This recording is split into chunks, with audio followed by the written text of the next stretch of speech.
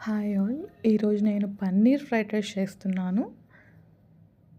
దానికి ఫస్ట్ ఒక బౌల్ పెట్టుకొని, ఒక టీ స్పూన్ ఆయిల్, ఒక టీ స్పూన్ ఘీ, దానిలో వచ్చేసి 1 బిగ్ ఆనియన్ స్లైసెస్, 3 మిర్చి, కొంచెం కరివేపాకేసుకోండి.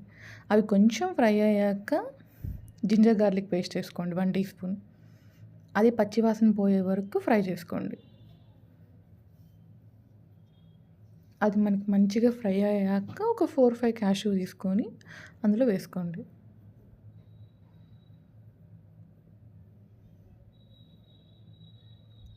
వేసుకున్నారా? వేసుకున్నాక కొంచెం అది ఫ్రై అవ్వనివ్వండి. Later 1 teaspoon salt, 2 teaspoons కారం అండ్ కొంచెం పసుపు and 1 teaspoon garam masala వేసుకొని మంచి ఫ్రై చేసుకోండి. అది మంచిగా ఫ్రై అయ్యాక ఒక టీ స్పూన్ వాటర్ పోసుకొని దాన్ని ఒక 1-2 మినిట్స్ సాట్ అవ్వనివ్వండి. తర్వాత నేను ఇక్కడ ముందుగానే 200 గ్రామ్స్ పన్నీర్ తీసుకొని మంచిగా ఫ్రై చేసుకున్నాను. ఆ పీసెస్‌ని ఇందులో వేసుకోవాలి. ఈ కర్రీలో వేసుకొని ఆ మసాలా అంతా బాగా పన్నీర్‌కి కోట్ అయ్యేలాగా ఉంచండి.